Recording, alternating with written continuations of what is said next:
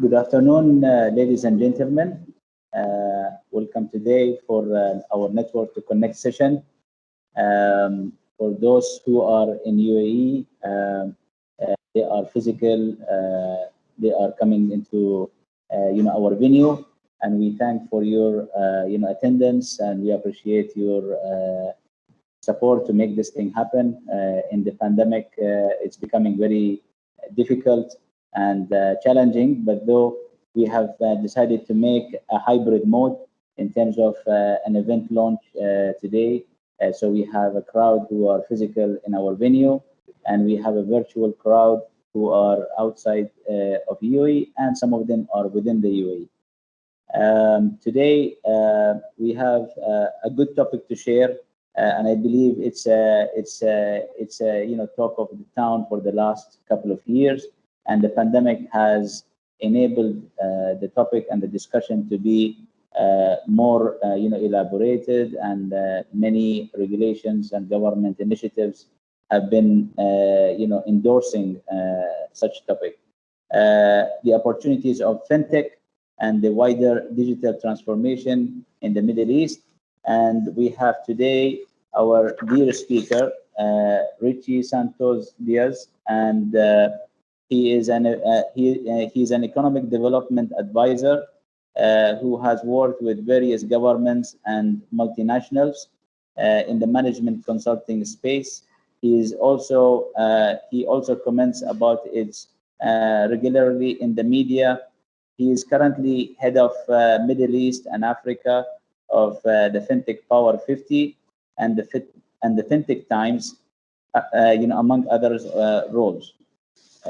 Today, as a part of introduction of this, of this event, we have also, upcoming events that is happening on 13th of September, CEO Summit 2021, which is I myself being nominated to be a speaker and participate in that opportunity, which I'm thankful for the organizers, being Cranfield University in UK, and our business partners, American Chamber, Arab Business Chamber in London. And we are also having an upcoming physical event, inshallah, happening in London as part of our roadshow of events. And that is scheduled to be on November this year, with the collaboration of our strategic partners, Dubai FDI. We also launching our e-commerce platform as part of the initiative of digitalization that we are following during the pandemic. And this is going to be part of the trading subsidiary initiative. Today, jumping into the topic of fintech and the discussion that we will have with our dear speaker, Richie, to give some introduction to the subject, is that according to recent report by MIT and WAMDA, approximately 80% of Arab youth shop online frequently. 50% of shoppers aged 18 to 24 in the MENA region are shopping more online post-pandemic. Furthermore, a recent survey by YouGov of more than 650 IT decision makers in MENA region says that 91% of respondents say their customers are digital converts to e-commerce, and 88 say that their brand have changed customer experience due to the pandemic. Both consumers and merchants or brand owners were impacted due to this direct impact. Due to these trends, actually, many concepts of fintech has been emerged, such as buy now, pay later, card as services, direct debit, mobile payments, and cryptocurrency.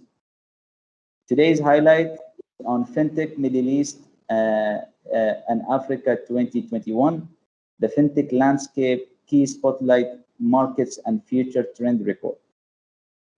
The question I would like to start here with Richie is that when was this report actually made, and how long it took for you to come up with this research done? Yeah, so before I begin, I just wanted to say it's nice to be physically back at some type of event, because obviously I've been doing a lot of them virtually for the most part, which is kind of, for all of us, staring at Zoom and just going blah, blah, blah, blah, blah, blah, blah, right? So it's nice to finally enjoy the logistics in terms of seeing everything back in person. Yeah. So to answer your question, how long did it take me to write the report? A long time.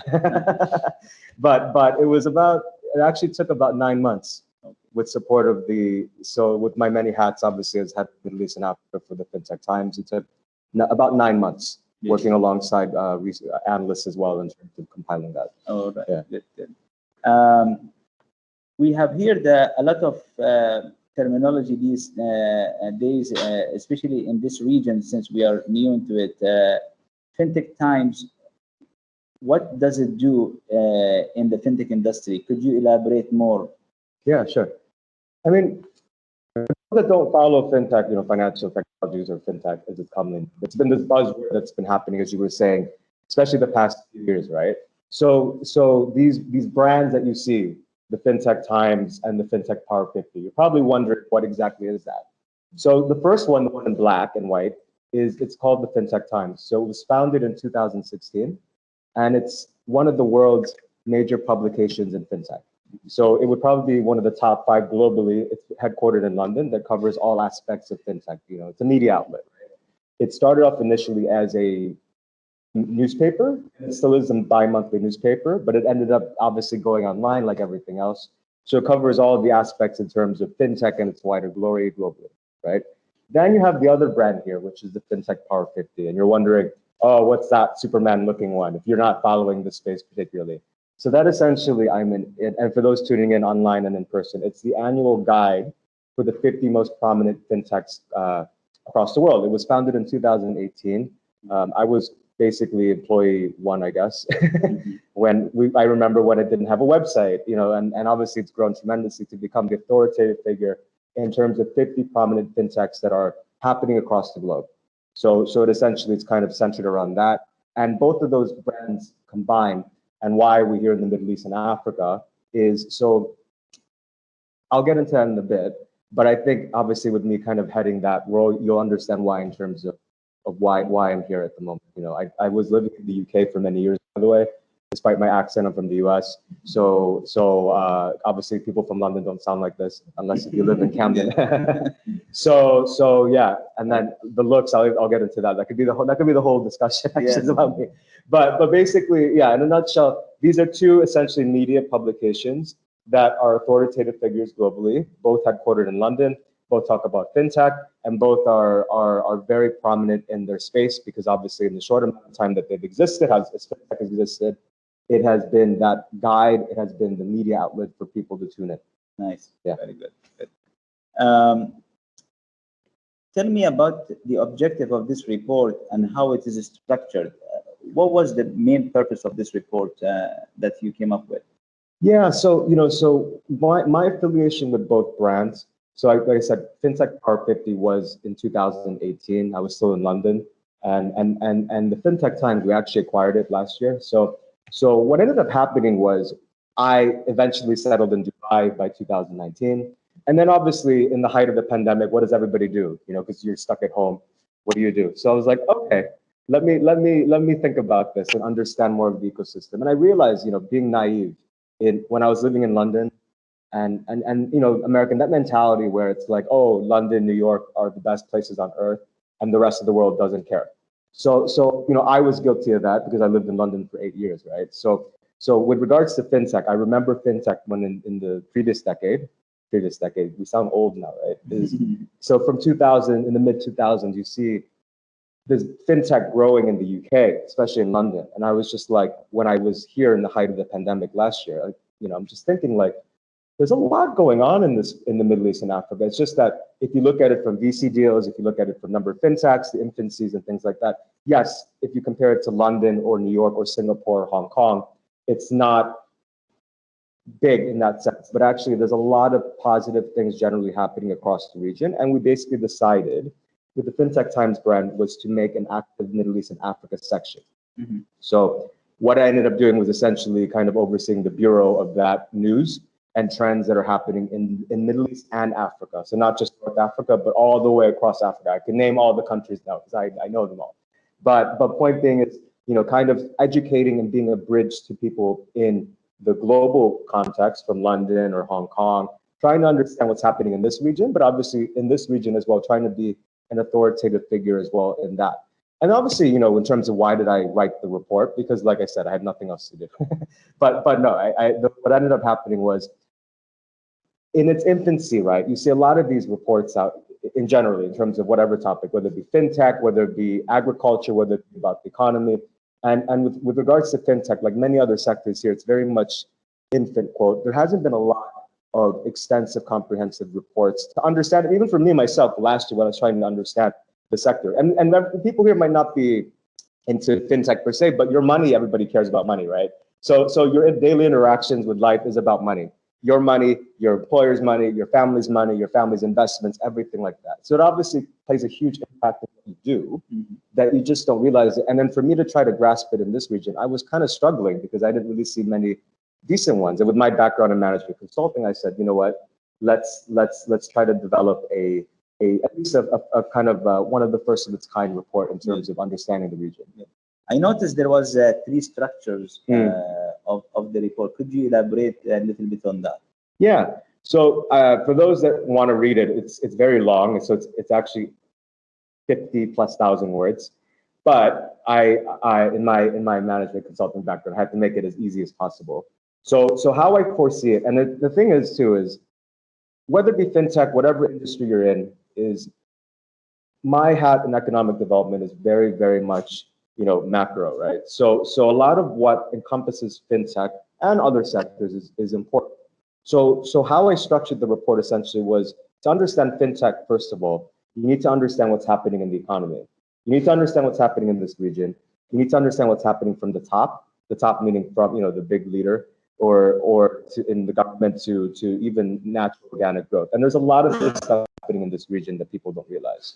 You might have heard of terms such as Saudi Vision 2030, or UAE Vision 2021, or Smart Dubai, or why is my Emirates ID now digital, right? For those that live in the UAE. There's a reason behind it. Yeah. So to understand fintech, you need to understand everything that's coming from the top. Everything, even why do I pay my I don't drive because I'm still like in this London mentality where I just take taxis everywhere, but or public transport, but more taxis now. But like even paying your fines on an app, everything being on an app, there's a reason why this is all happening because it's all coming from the top, right? So obviously chapter 1, I broke it down into 3 chapters. Chapter 1 kind of tells a story, right? In terms of this is, everything, you might not even care about financial services or financial technologies and innovation, but to understand that story in terms of this is what's happening in the economy. This is why my Emirates ID is digital now. This is why all this is happening. And then it eventually goes into fintech. And then why that's impacting all of you, essentially, from across the Middle East and Africa, and especially here in the GCC, Gulf Cooperation Council, that's playing a huge part in that. Chapter 2 essentially is what we ended up doing was breaking down I say we because I had a team, but I was the main author. So what we did was essentially understanding countries in this region. So there's about 70 in MEA, Middle East and Africa as a whole. Mm-hmm. We chose 22 countries that we thought were promising fintech hubs, and we basically ranked it in a 3-tier system to say that these are tier 1 fintech hubs, these are tier 2, these are tier 3. Mm-hmm. And then the 3rd chapter, like any report or any talk or anything, the future, right? It's trying to understand what might happen in the future in terms of fintech, specifically in this region, and obviously its impact with wider economic development as well. Brilliant. So in your report highlighting an overview of economic landscape of the MENA region, what have you found of some remarkable findings you wish to share with us today? Yeah, there were a lot of findings, and a lot of it was both new and also not new. So this notion I was saying earlier in terms of infancy in fintech here compared to Europe or North America or parts of Asia. Yes, that is true. So if you look at it from a number of fintechs, so we calculated that there's approximately, it sounds a lot. So around 2,800 fintech solutions in all of Middle East and Africa. UAE alone has about at least 400, which sounds like a lot, but I'll give you an example. You compare that to Singapore. Singapore has at least 500 fintechs. The UK has over 1,000. London alone has over 75% of that. So obviously, if you're comparing it from that angle, it's still much infant per se. But saying that, there's a lot of both foreign, when I say foreign, non-Middle Eastern African companies that have been setting up businesses here as like their own, right? I think you're aware of some of them as well. I think you've worked with some of them yourself, Ayman, sure. Right? But then there's also, interestingly, we've noticed as well, it's a nice balance generally that there's also local solutions here as well, native born, whether it be from the UAE, whether it be from Saudi Arabia, whether it be from Bahrain or wherever, that are also kind of challenging what needs to be challenged in terms of finding solutions that will help us earn money, get our money, or whatever. Right. Okay. So that's one I thought was interesting. Another thing as well, which isn't obvious, everyone here that's watching or tuning in, is it's segmented, right? So this whole, even like in the GCC, we kind of figured this out with any sector, any economy. So a lot of the fintech activity we noticed, and then especially in chapter 2 delves into it, is it's very much, we know that Dubai is a hub, right? So obviously a lot of that 400 that I said is in Dubai. Yes. Right? 2/3, did you know this, guys? 2/3 of multinational enterprises with a regional office in the Middle East and Africa, guess where their headquarters are? Dubai. That's not fintech, that's like any sector, right? You can just literally go to DIFC, Dubai International Financial Center, or anywhere, or downtown, and you can see, like, it's obvious, from insurance, from financial services, from tech, from logistics, they make Dubai a hub. So obviously, for those tuning in or from Dubai or have been to Dubai, it's not rocket science that a lot of this activity is very much segmented. And there's a lot of, again, the third lesson I want to say as well is the economic development diversification happening, right? Because the likes of Saudi Vision 2030, Bahrain, similar Vision 2030, and all of them have very much similar kind of visions, right? Yeah. Is essentially the vision has to happen at some point. There's an end date, right? True. So a lot of these changes and linking to financial service, fintech specifically, is coming from the top. I don't know if people knew this, that in these strategies from Saudi Arabia or UAE or Bahrain or Qatar, wherever, is actually Saudi Arabia, for example, their Saudi Vision 2030, their initial 12 pillars. One of the pillars literally says financial services, literally to digitalize financial services. And speaking of digital, that's kind of like the I would say the foundation for across everything in a lot of countries, right? Digital in agriculture, digital in financial services, digital everything. So that's another lesson I saw as well. Obviously, another thing as well is COVID, like anything else, has changed a lot in terms of the way it's kind of like, and I could touch on it later, it's basically accelerated things that have already been decided. Yeah. These strategies, all these things that we've kind of done. I feel like COVID, for me at least personally, is I feel like for those that were not fintech generally, like those that were doing well were generally okay for the most part, and then those that weren't. So like in the case of fintech, it's just kind of further accelerated it, I would say. So those are kind of some key examples, I would say, of some of the lessons that I saw. And another one I want to quickly highlight is compared to the rest of the world, there is pretty much a traditional sense in consumer behavior in Middle East and Africa as a whole, in terms of from shopping, from buying stuff, from cash, and banks as well. So obviously you compare it to Europe or North America or parts of Asia, that's played a huge part as well. And the final quick one is we live in a very unique part of the world compared to most. Is we're probably, for those, people I see here, except you, and maybe one or two other people, is we're not from here. So this region especially is very migrant in terms of, from all social economic classes, right? True. So remittances, right? Remittances plays a huge part in this, probably more so than any part of the world, because obviously it's a recipient of migrant workers across all skill sets, and it's also it exports as well. Those people, not so much UAE per se, but in less developed economies in the Middle East, such as maybe Jordan or Egypt. Egypt, for example, is one of the top 5 countries that sends money that has the largest remittances. I think it's at least 20 billion US dollars, top 5. So it's India. I might get this wrong, but it's India, like in these orders. So like India, Philippines, Egypt, Mexico. Those are like those key ones. That top 5 people that sends remittances. And obviously, fintech has played. I don't know if people who knew that is fintech actually does play a huge part of that. You just don't realize it. Hands up here who's used an app to send money to their home country to invest or buy a house or send money to their families, and vice versa as well. Yeah. So those are kind of some of the key things Very good. that we learned.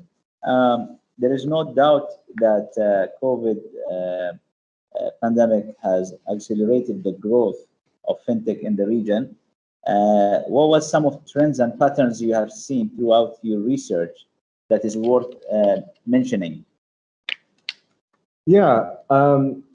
So this is an obvious one, but I don't think people, when it hits home, is hands up here who are live with us. When the pandemic hit and you were stuck at home, how many of you say were buying more things online compared to what you were doing? Like hands up, like groceries.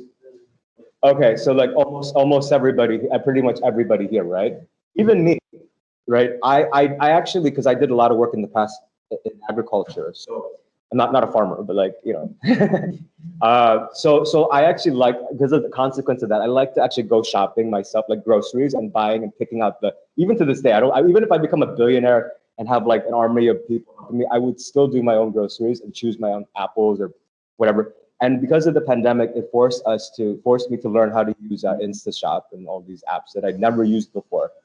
And there's all these, from Visa, MasterCard, Checkout.com, all these companies that did research last year basically has said this, that with my experience and with everybody here who raised their hand, which is literally everybody, over 50% of people generally, the majority of everybody, Visa studies, the MasterCard study, the Checkout.com study in this region, Middle East and Africa and Pakistan for some of them, their purchasing habits in terms of online across just groceries alone, like PwC did one, 68% of people in the UAE used online to buy groceries for the first time during the pandemic last year.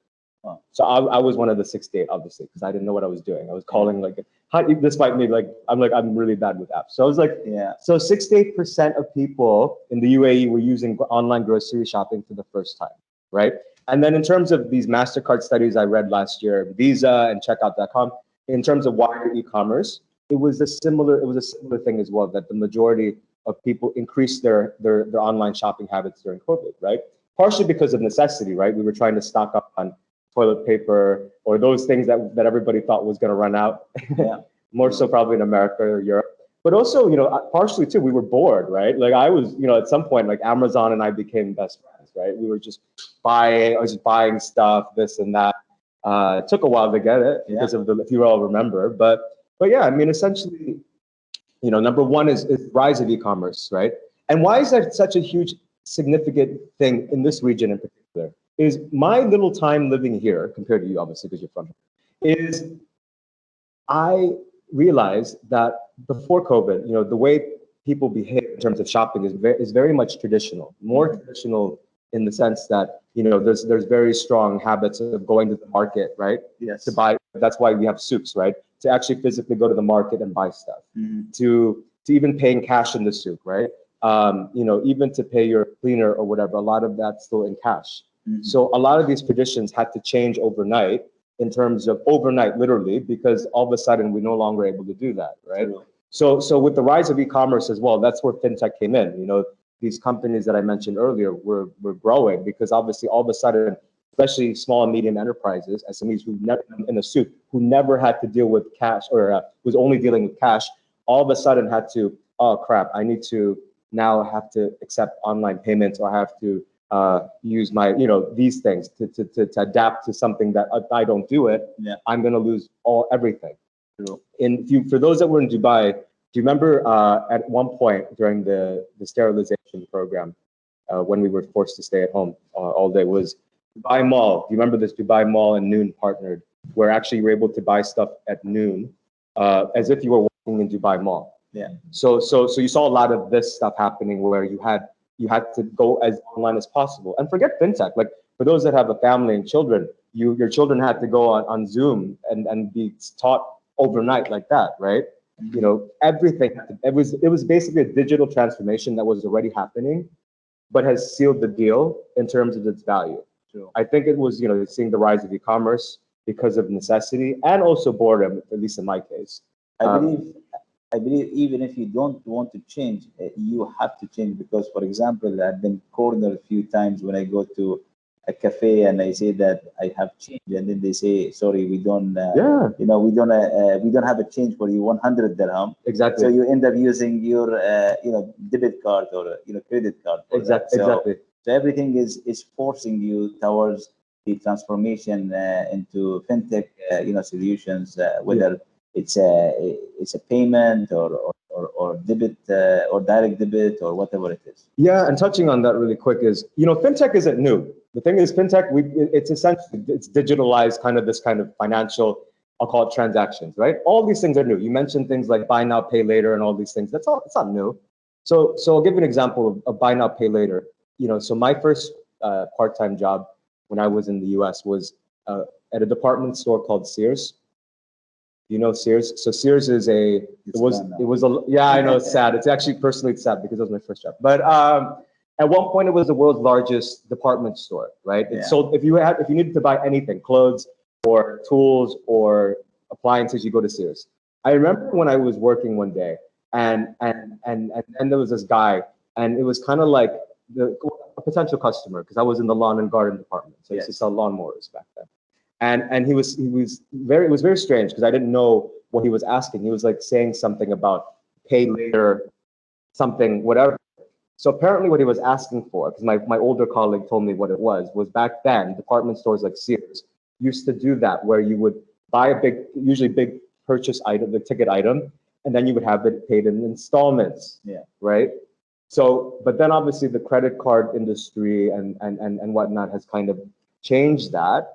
But then obviously this buy now, pay later, which we're starting to see in the region, the likes of companies you probably have heard of, such as Tabby in this region, or Payv or Spotty. They have appeared and done really well, right, in terms of that need. And the pandemic, right, people were kind of combination of factors, right? Because the pandemic made people kind of more wary of how to spend. Your cash flow, you weren't sure what was going on, but also kind of provided an opportunity as well for people to who might not be using a credit card or who might not want to get into debt, especially with, like I said, to find this alternative. So buy now, pay later isn't really a new thing. It's just digitalized. It's a digitalized experience of what used to be the common norm back in the day, with respect to the department stores like Sears who offered that. And even in cultures such as in Latin America, like Brazil, they call it parcela. So it's basically this kind of the same thing. You buy big ticket, whatever, and you're paying it in installments. And obviously for this kind of generation, the younger generation, whatever it's called after Generation Z, it's called. Okay. So there's studies that, generally, I think it was like 70-80% of them, at least in Europe, prefer this method of payment, because they don't want to get credit cards or not even able to get credit cards. Yes, true. Yeah. So in terms of e-commerce, I mean, it has grown, this concept of buy now, pay later. In the US, it's about 3% of e-commerce transactions, but in Australia, actually, it's 10%. Wow. Okay. So here in this region, there's a lot to grow with that, but it's great interaction on that. Zooming into UAE and GCC region, describe the adaptation of fintech solutions in financial services ecosystem and even beyond. Yeah. In terms of, can you repeat that again? Sorry. In terms of zooming into UAE region, describe the adaptation of the fintech solutions in the finance services and even beyond than that. Yeah. For those, okay, so if anyone here is from a bank, So, like I said, historically, it has been a bit, compared to, the financial hubs or fintech hubs like London or New York, it has been, with a combination of things I said earlier, a little bit historically slower in terms of adaptation, but there has been changes, in terms of the region. So Bahrain, for example, has been a huge leader in a lot of this in terms of legislation, from adaptation to a lot of things, and the UAE as well. So the Bahrain and the UAE, for example, were the two first countries in this region to have a regulatory sandbox. A regulatory sandbox, for solutions to kind of test it in a sandbox to make sure that they can thrive and develop whatever they're trying to do. So you've seen a lot of that in recent memory. Even Saudi Arabia too, as part of 2030. Their kind of vision to have open banking by next year in phases has been remarkable in the short amount of time that they've had to from a legislation point of view. So a lot of countries in the region had to adapt fast, in a faster time frame than maybe the UK or the US. And then obviously in terms of solutions, in the UAE especially, I think attracting it as a hub in terms of, a lot of the companies that you see here that are big, the 400 that I mentioned, a lot of them are, there are expats that have, locals that have created these solutions, but majority are expats, I would say. Okay. And many come from the likes of Lebanon or, so Lebanon is not in its great state at the moment. So unfortunately, this brain drain of solutions and talent, they come here and then they set up their businesses or bring it here. Yes. So it's been kind of like a slower journey initially this region, but it's a lot of exciting things have happened, like I said, in terms of, which is why I was, last year we decided to kind of focus on it a bit. The fintech solution basically gets further developed if there are government initiatives and programs that pushes the ecosystem to be further developed and practiced in the region.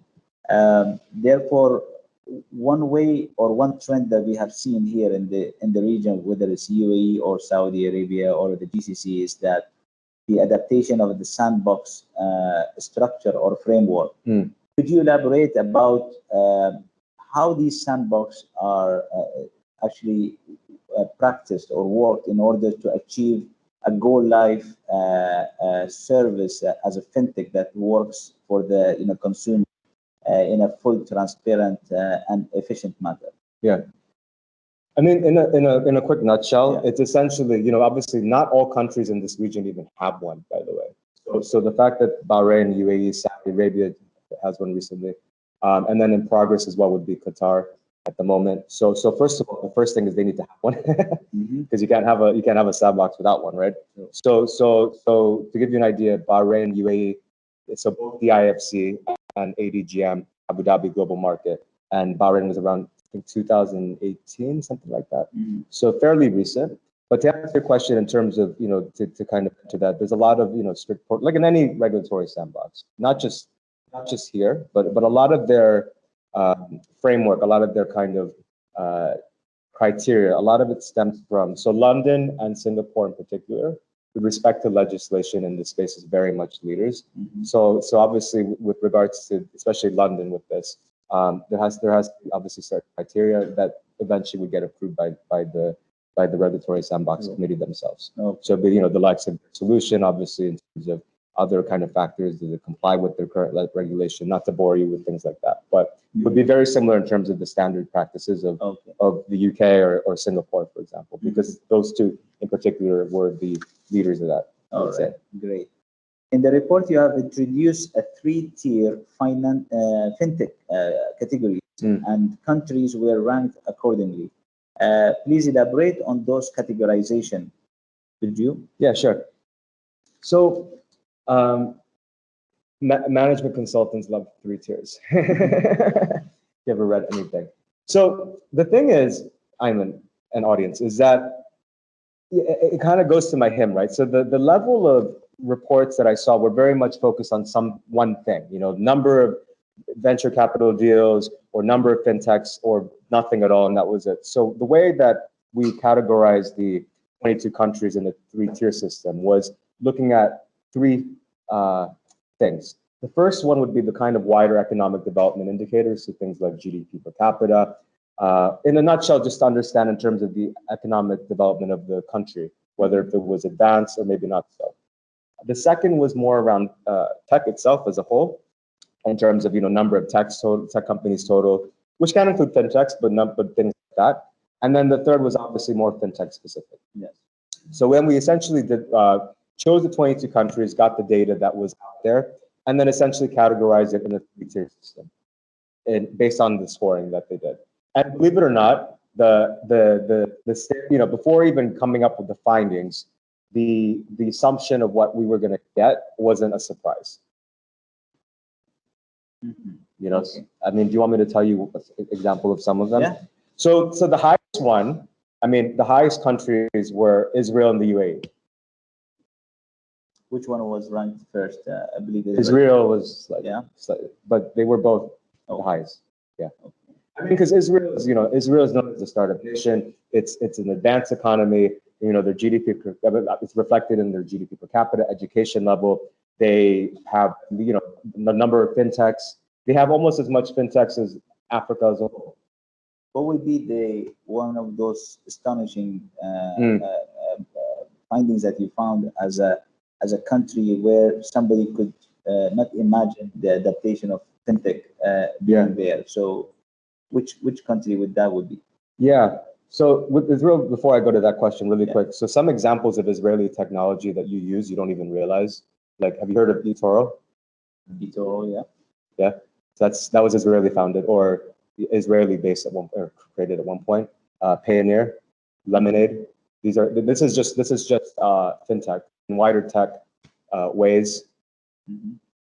They got acquired by Google. I mean, they have the highest number of startups per capita in the whole world, Israel. Mm-hmm. So just to give you an idea of that. And then to answer your question, which I found interesting, was, so I think more for Africa as a whole, because I look at Africa as a whole, I don't just look at North Africa. Mm-hmm. I think, and again, it goes maybe back to my naive view, like many too, is that you don't realize how much actually is happening in Africa with regards to payments or regards to fintech as a whole, right? So for example, East Africa, Kenya, that area, mm-hmm. There's a solution called M-Pesa. So fintech, obviously. Mm-hmm. But as a whole, that region actually has one of the highest penetration of mobile usage in the world. And a lot of what they do, despite most of them not having internet or are in poverty, they're doing a lot of, receiving money from maybe the relative from Dubai, via remittances or paying purchases through whatever. They're using it all through their phone. Yeah.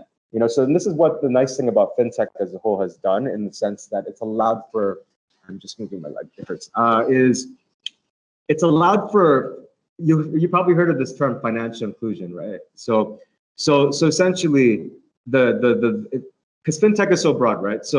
But there's a lot of people, from open banking to even insurance and whatnot, but there's this kind of concept of like fintech for good. Mm-hmm. And I think probably the positive thing that fintech has done, and you see a lot in this region, is this kind of fintech for good for people who might not have access to a bank account because they don't make enough money, or because they're just, they just don't have the advantage to even get a loan, to get insurance, where the likes of fintech has helped. And even in the UAE, right? Because not everybody in the UAE has a gross domestic product per capita over $44,000 a year, right? Most people here are not in that category. So for those that are, we kind of take it for granted that actually maybe a lot of people you might see might not have a bank account. So how are they doing this in terms of sending money back to their families? Is they have to use traditional Western Union, which charges and screws them in terms of fees. Yeah. So this is where fintech has also come in. Sure. And especially in the pandemic last year, right, where you saw remittances decline by half generally, for the most part, in the physical, like Western Union type establishment, because nobody was allowed to leave for the most part, right? Yeah. But you saw the rise of digital for people, because people were still sending money to their families back home, right? So actually, the World Bank, the global remittance levels last year did go down, obviously, but it didn't go down as much as people thought. And the main reason, I would say, is because of the digital helped us. Yes. Because we weren't able to go to the mall or anything like that for part of it because of people being scared of COVID and not being able to. Good, good. So how does the future outlook of fintech ecosystem in the region look like? What sort of things that we could anticipate to happen? Yeah, I think I'll take it like in a wider point of view, and then I'll touch on that. So I mean, like for me, fintech essentially, it's kind of like my definition for everybody here, to it's relatable to everyone, is it's kind of like how do I generate wealth? How do I save my wealth? And how do I pay for something, whether it be creating wealth or not, right? So, for example, like you kind of look at that, and then in regards to here in this region, there's a lot that I foresee happening. I think number one, these studies I said with Visa, MasterCard, Checkout.com, for example, the majority of them, all of them actually, have said that. I think one was with Visa, that after the pandemic is done, the majority of people that said, I think it was like 90%, will keep the levels of online purchases that they did, or at least in terms of that increase from what it was before COVID, right? So that's not anything unique, but it's much more impactful here in that historically a lot of transactions here have been done in cash or have been done in other means, right? I would probably say the next thing as well is these strategies that I talk about, 2030 will have a deadline one day, right? Because we're already 10 years coming up. And you're going to see a lot more exciting things in terms of implementation of digital transformation that is needed to achieve that. For example, forget even fintech, just things like big data and artificial intelligence or AI, that obviously plays a huge part in fintech. So in Saudi Arabia, for example, you're seeing a lot of investment in data centers, even in the UAE as well, but especially in Saudi. So you're going to see a lot of that kind of advancement with that. I would say as well, remittances will still play an important part, especially as when the global economy recovers. I think not everybody is still using the kind of digital, but it's helped a lot of, especially migrant workers, I'll say. But you're seeing a lot of that space in terms of those solutions for everybody, not just for those who have both money or are in the professional class. Fintech becomes more for everybody across not just remittances, but even purchases. Because some of these solutions, there's this one company called I heard about, it's called Rise, and they're based in Dubai, and they target migrant workers. So it's not even just remittances with one of their solutions, but they also do things like they have apparently a buy now pay later as well. So these kind of solutions that specifically caters to low paid workers. I think the challenge with not just fintech, but a lot of things is it becomes very like the buzzword, like elitist. But I think the nice thing is then, especially seeing it here, is that it becomes very much for everybody. Just a couple of days ago, I have read that Abu Dhabi Islamic Bank they have released or launched a service that is catering below 18 years old in terms of giving them a service to open bank account where they can do transactions, and this is something that again goes back to the unbanked category where such a solution is being available. Yeah, and touched on two quick things is Islamic finance even has seen digital transformation in itself. So like zakat, I wrote something recently about this. So even that has we able to pay zakat. So Smart Dubai this year during Ramadan, you were able to do that through one of the apps. So I wrote something recently about that. And with regards to you touched upon, so the final thing I would say with this region especially is this youth empowerment and education. The challenge with especially in the GCC historically is many work in the public sector. What is it? 65% of the population locally, the local population is in the public sector. I mean, in Kuwait, for example, it's as high as 90%. But that's slowly changing, where government is, encouraging people to work in the private sector, educating them. So you've seen initiatives such as not just using it, like you said, with Abu Dhabi Islamic Bank, but even in Abu Dhabi Global Markets Academy, where they're trying to promote young Emiratis or young Saudis or young Qataris, or wherever in their respective countries to get into financial services, to get into tech, get into fintech, to even be entrepreneurial and start their own businesses as well.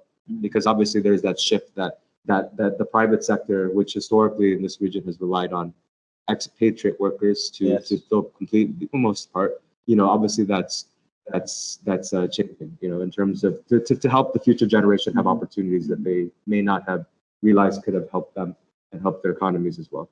Besides you, because you have your own business. Good. Surely, fintech, industry had done a lot of changes in our today's life, and especially with the pandemic that we are going through, and these are the things that we have seen, and the awareness level of fintech in the UAE and the GCC is pretty much at its first wave of increasing, and we look forward to see more of these kind of solutions and adaptation of the regulatory bodies here to accept of these solutions that brings convenience to our lifestyle.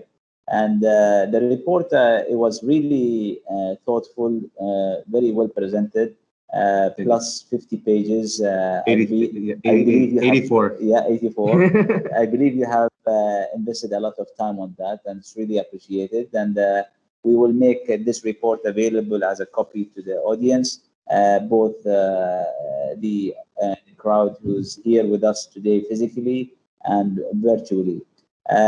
Now I will keep the floor open for question and answer to the audience of both physical here with us and virtual. I'll start taking questions from the crowd here. Yes. Richie and Ayman, thank you very much for the discussions before, Richie, and and I think that at one stage in my life, I'll do that. See or something. But the main point, Richie, I was very interested in the light and to learn more about it, because I'm old school. I still remember no mobile devices, no computers. Yeah. Actually communicated with people, understand people, got to know and build relationships. Yeah. So it's been quite a transition. I think they've been in business, seeing the fast moving industry and the digital side. I can see positives. But also now, the reports and our great fintech and business. My opinion is, I'm not looking for you to answer the world's questions, but there's been other reports and other side of fintech. Yeah. One of the education establishments that we work with here, just before the pandemic and during the pandemic, we've done this survey with devices now. Children are losing the ability for actual handwriting. Yeah. And when they were asked, they says, well, I don't use a pen. Yeah. I use a device and a computer. And then you take it into the business world. I always have a notebook and a pen. Yeah. I don't need it now. Yeah. I've got a device, I've got a plan. I only do it to keep my handwriting skills up. And I think digitalization is good, but now we're seeing kids as young as 2 or 3, they won't do anything without a device. Yeah. And I understand as an older generation that that's the new world that we're coming into. The downside of this technology, is everybody's sitting like you were saying yourself, but there's nothing better than going to shops. You can say hello to people, you can meet people. Now everybody, I see it every day. Yeah. Even children in my house, everything's online. Yeah. They're sitting on devices all day. I think it's killing the human race. Yeah, I mean, just like you said, I can't answer this because I'm not the president of the world. But what I will say is, I think it's not just the financial transactions that has become fintech, but you see it across all different verticals, right? Like healthcare. For example, with COVID now, right? We have to not just UAE, but like in other parts of the world, you have to download an app to be tracked with this shows to have your COVID test or your vaccination, right? So it's just this wider digital as a whole across different things, right? So even traveling, right? I think you don't realize that you're also using tech, right? When back in the day when we used to book. Experience recently in an operation in the knee. Yeah. Everything was done by an app.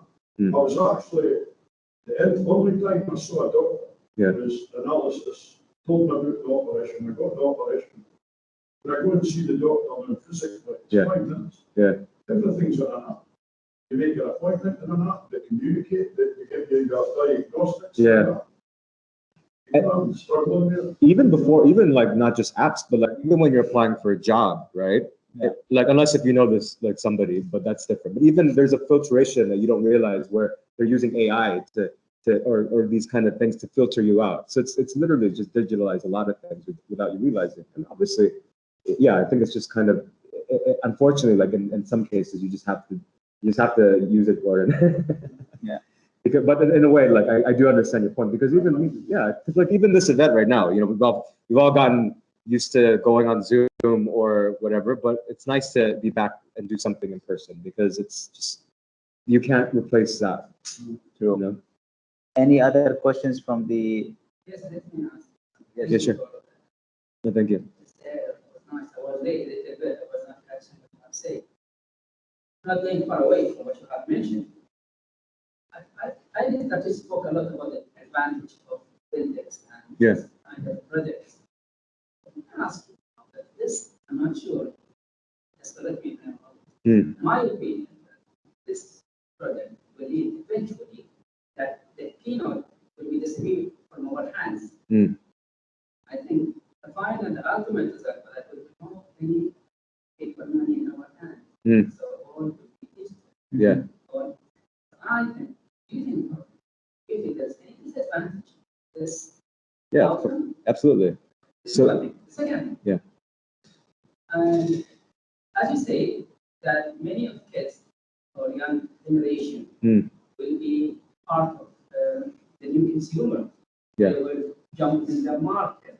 So I would guess that this is will raise the number of consumers. As in more cash will be there. So actually, on the other hand, this might create a burden on the parents or the families. Yeah. So True. I think there's some disadvantage. We should also look about Yeah. to get it out. So the first one, have you guys heard of cybersecurity? Yes. So yeah, that of course, absolutely. Like not even just fintech, but anything with online, right? So that's why there's a cybersecurity industry. And I think it was the US or UK, one of them, where they surveyed fintech, and they said like at least 1 out of 4 of them have directly experienced a like some data breach attack of some sort, and then the majority of the remaining don't know if they have. So meaning that it's a huge part of that, right? Because obviously you're giving personal information and money, and your money's involved, right? So you don't want, like, you know, the second you might be busy, but then the second you find that somebody's hacked your account or whatever, of course you drop everything because it's your money, as the name of today's talk.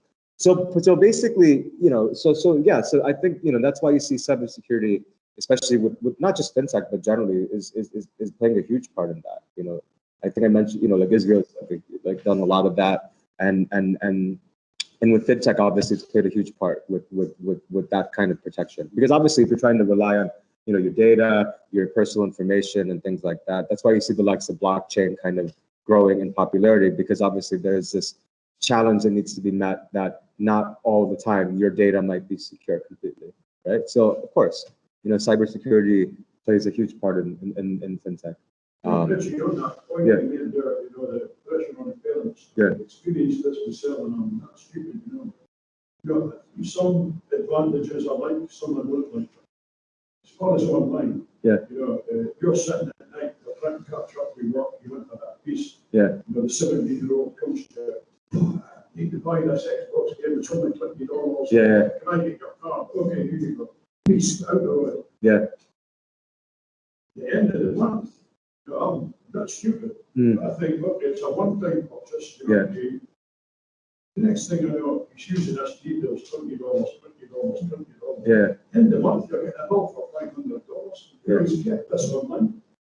You know, and it's, I think this goes back to creating the convenience and versus the, you know, the impact or the consequences of it. So it's always a dilemma between, could we make it more convenient where I could just jump into a place and then buy something without worrying about having cash in my pocket, or should I be stuck with the ATM machine and then I always take this cash with me, and then that's the way it should be. So I think these are always what we're going through of a change of trend and habit.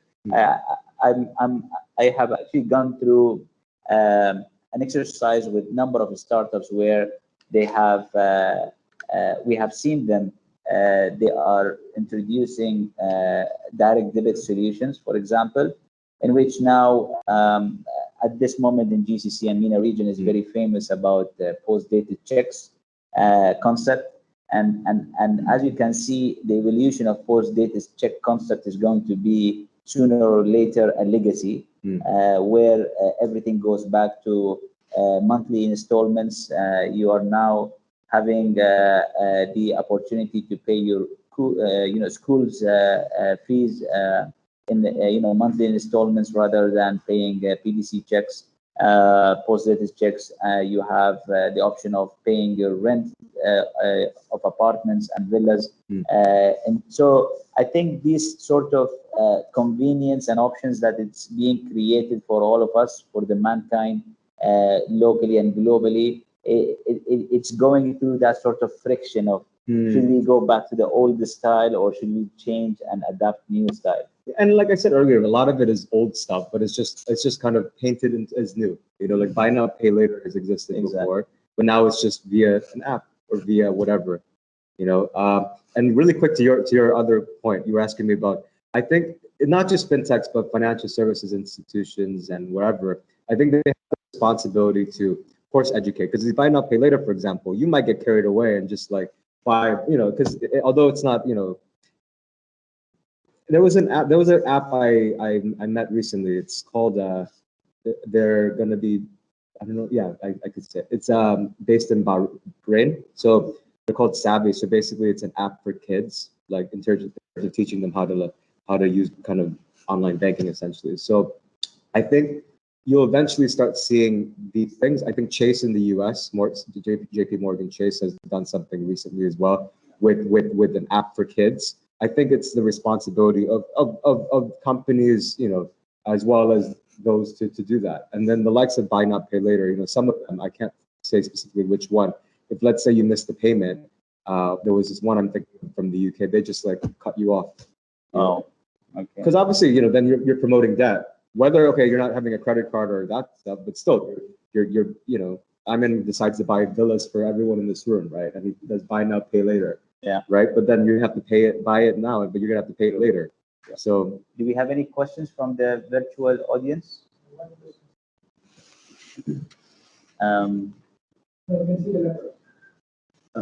Oh yeah. Could you elaborate? On a personal note, I think the whole world is in this stage right now when events go back and like, so it's like learning again. Although I did have the privilege to do it in person twice. There is a question from the virtual audience here. It says, we hear a lot of digital transformation case studies around transactional finance, such as banking. Do you have similar impactful examples in the long-term investment or advisory spaces, which is largely run on the relationships?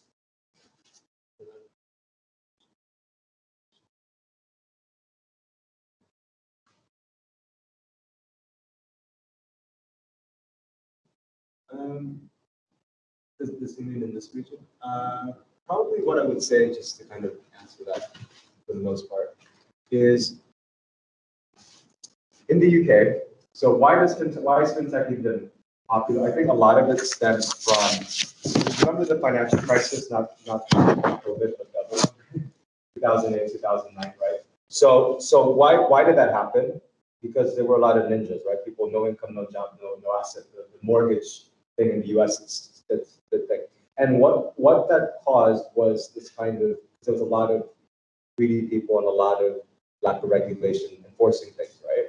I think probably the UK would be a really good example of this high level in that, as a consequence of that, you saw a lot of changes in the UK. So the UK is very strict in terms of its financial services and fintech, right? The FCA, the Financial Conduct Authority in the UK, the ones that oversee this, they're very strict. So the trading app like Robinhood is actually banned in the UK.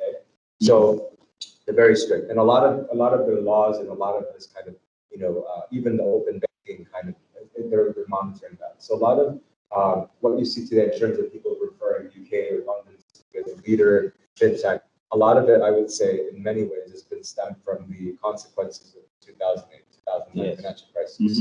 Because also the UK was hit hard, right? So the Northern Rock Bank defaulted, so it wasn't just the US, as we know, right? And then obviously that country that starts with G, Greece. So I think with the UK, for example, I think it's best practice that people use in terms of the sector has been stemmed from the changes that they've done as a consequence of the financial crisis, and then obviously fintech playing a huge part of that. I think we run out of time, so it was really nice to have you today here discussing about the report outcome and the findings.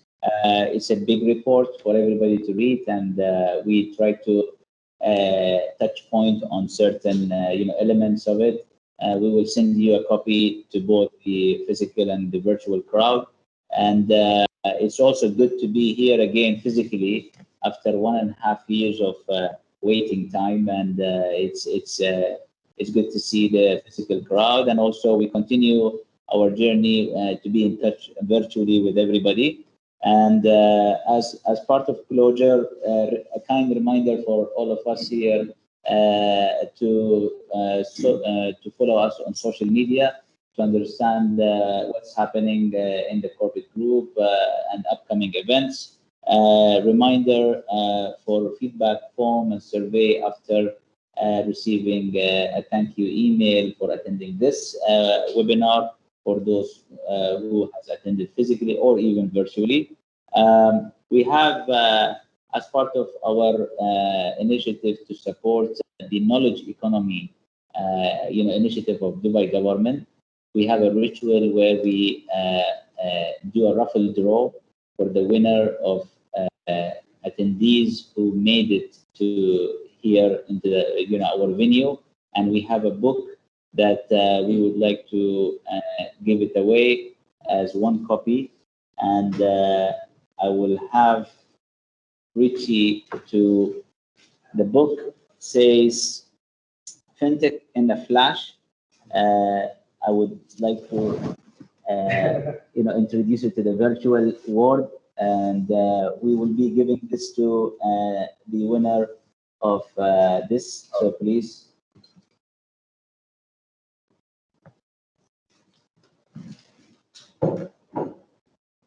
Who's the lucky name? Trixie. Trixie is here.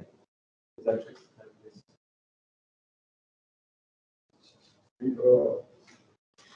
That H or? Or TH, or is that THXIE? No? Yeah. We'll take another name.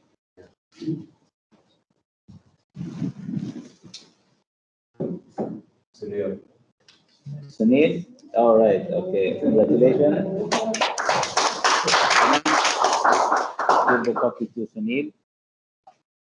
It's a token of appreciation to coming to our event. And you want us to sign it? Yeah. Even though we didn't write Very it. Good. So please, this is an opportunity for networking event. So we have finger food and hot drinks outside. Continue the journey for the physical crowd here. We thank the virtual crowd to be with us today, and we will send more information about what's happening.